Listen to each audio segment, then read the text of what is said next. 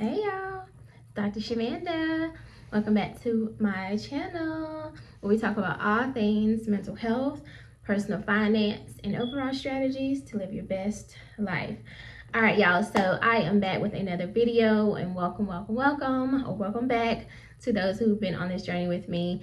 If you're new to my channel, I am a single mom, teen mom turned PhD doctor. So I am currently on a journey towards financial freedom, time freedom, and building generational wealth. So I'm super excited to be on this channel and on this journey and to have you guys here with me. So, all right, today I wanted to talk about how most people right now are stressed about money. And I wanted to offer some suggestions, some things that I would do if I was starting from zero. Like if I woke up this morning and I didn't have any money in my pocket, just some things that I could do just to kind of shift that challenge, that situation, essentially.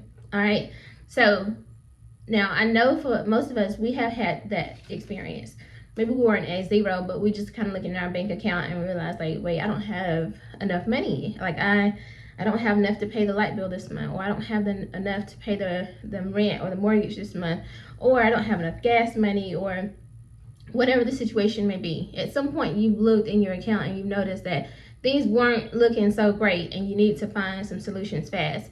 Well, this isn't like this miracle, solution list, but it is a way to kind of start to get things moving in the right direction. Okay, so here are some things that I would do if I was starting at zero. The first thing is obviously start with knowing your numbers. Now, you already know, I'm all about budgeting. I'm a budget girly, okay? Like, so you need to know your numbers. You need to know, and I always share this. This is my budget book, right? I didn't create this book. It's on Amazon. I don't have a link or anything like that, but something similar to this, or you could just use a regular notepad, whatever works for you. But you need to take a moment, or I would suggest taking a moment to really just look at your numbers. What are your numbers?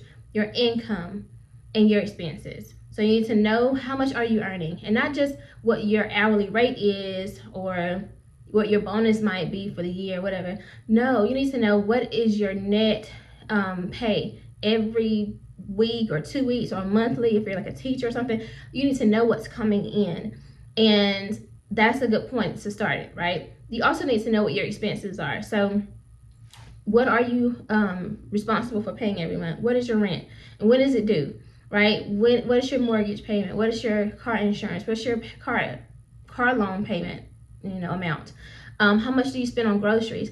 Sometimes things like groceries or miscellaneous spending, you really need to go look at your bank statement, and see. Like, so I know for me that's an area I still struggle in. I'm just gonna be honest. Like, I will put a number as far as like my monthly budget number, like how much I want to spend on groceries every month, but I realize I keep going over it. So the thing that I personally would do is pull up my bank statement for like 3 months, right? The last 3 months, and go and highlight every time you went to the grocery store and add that up. That's going to give you a better idea. You can also look at things that you're spending miscellaneous. So I look at like toiletries and stuff, like, feminine products, soaps, tissue, paper towels, things like that. I buy plastic utensils sometimes, right? Things like that.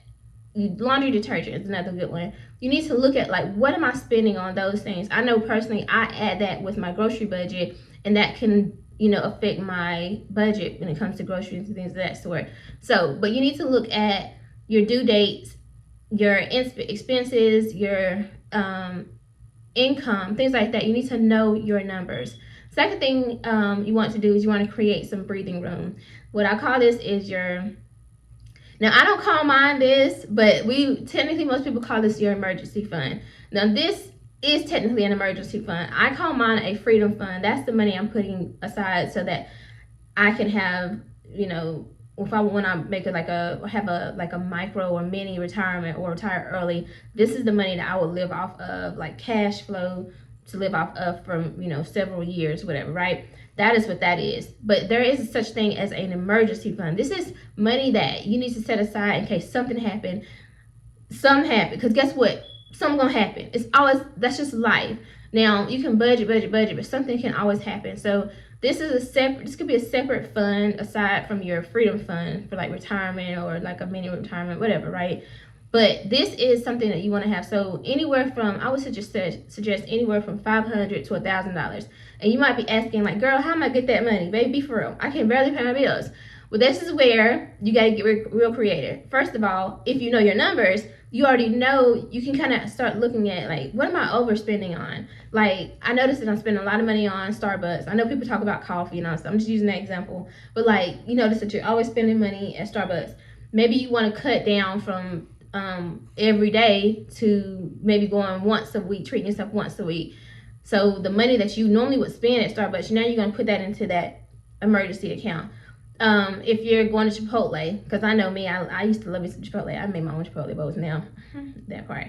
Anyway, like if you're spending a lot of money eating out every week, maybe you cut down to like once a week, and then you put the money that you were going to spend in that account. And let's just be for real, and you guys know I do not subscribe to the hustle culture, but you may have to get like a little side gig, and it doesn't have to be forever. But honestly, one thing my friend taught me years ago, he said, if you know something is temporary, he said you can get through anything when you know it's only temporary. So like, again, remember, we're starting from zero. Like we're struggling, and we're just trying to get back on top and get organized, right? If you know that you're just trying to get to a good point where you're stable, you're going to do that. You're going to find you a gig, a little short, a part-time or temporary gig that you can do to earn this money. Remember, we're only trying to get to $500 to $1,000. You can do that pretty quickly. Dave Ramsey always talked about like go and deliver pizzas and stuff like that. You could do something like that. But now, like literally, you could go and get gig work like Lyft, or DoorDashing, Instacart, things like that. So try to find something like that. Or, I mean, you could go and connect with small business owners and see if they need your expertise. So it could be like a small little business that you're starting that's like maybe seasonal.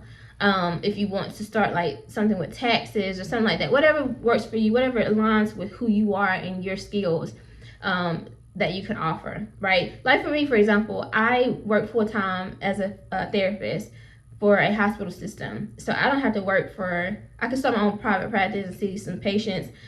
But that to me would be that would be a little bit too much, because I that wouldn't be temporary. My patients will need to see me continuously, right, until they're done with their treatment. So something I could do like that would be like a part-time thing or seasonal would be, I could contract with like an agency that provides mental health services or substance use counseling, and I could say, hey, I'll do your assessments for you for the next 6 months, whatever.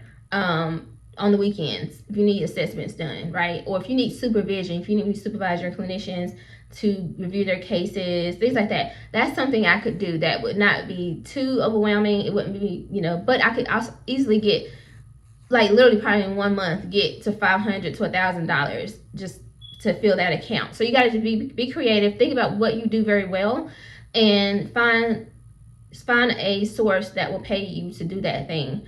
Again, you don't want to stress yourself out too much, but you also got to remember, this is short term, this is temporary. You're just trying to hustle up and get this money real quick, and then you don't have to do this forever, okay? Sorry, I was getting a phone call.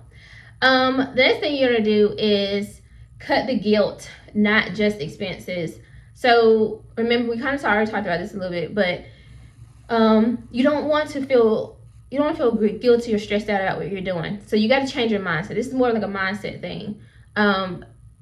You need to remember, this is only temporary and you're starting at zero.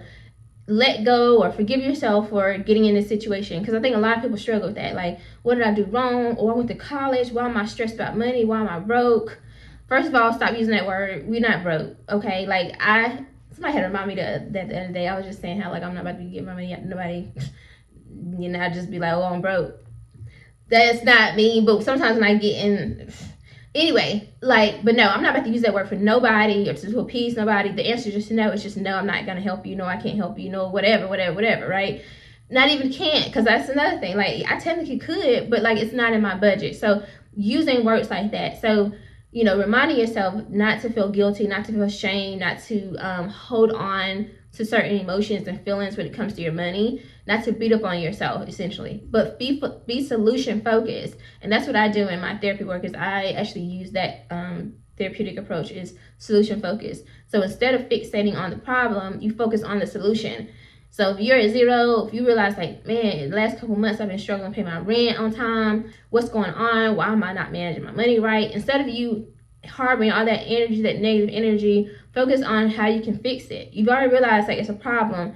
Now we need to focus on the solution. So utilize some of these strategies I'm giving you and let go of that, the past. That's the past. You know you're not doing something right, but we can fix it. It's fixable, right? All right. Now, the last thing is, let's see.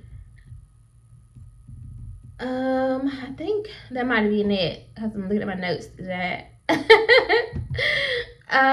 well, I would just say you probably want to surround yourself with other people who are doing this, right? So I would say find you a debt-free or debt payoff community, right? And that could be on YouTube. My community is on YouTube. I realized like my friends weren't really super fixated on paying off debt and stuff like I was. So I was like, okay, y'all my friends, y'all my, But I had to have another group of people that I can go to that are really focused on their finances. You can't always rely on the people that are around you because they may not be in that same mindset. And it's nothing, that's no diss to them or nothing, because everybody's at different phases of their lives. You got to find you got to surround yourself with people. Y'all know my camera lights always do some crazy stuff, right? Oh well. You got to surround yourself with people who are on the same journey that you're on and that can hold you accountable. I have people who ain't never met me a day in their life that they don't even understand how they help my process because I watch them. I watch their videos on YouTube. I watch their videos and content on Instagram.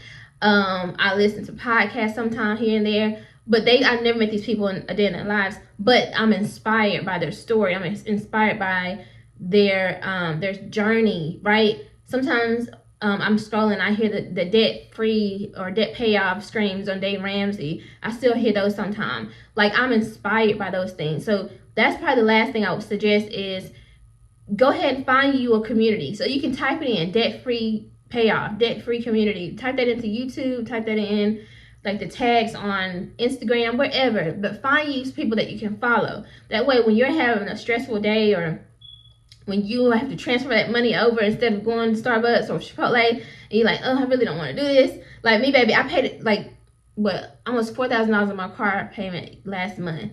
I did not, actually this month, earlier this week, or this month, excuse me. That was hard to do, but I had to think about like, okay, what's the goal? What's the end goal? And how much do I want this? And how will I feel? And I had to like tune into other people and their journey and stuff like that. And I was like, okay, well, like watch people who like maybe 10 steps ahead of me and they're living a life. They're living a life of freedom that I want. And I'm like, yeah, I want that. I want to be able to do that. So you need to surround yourself with people who are where you already are, or they're on the journey with you, essentially, right? They're paying off debt. They're having to make those sacrifices. They're openly talking about how challenging it is. So then you're like, yeah, no, man. Oh my gosh.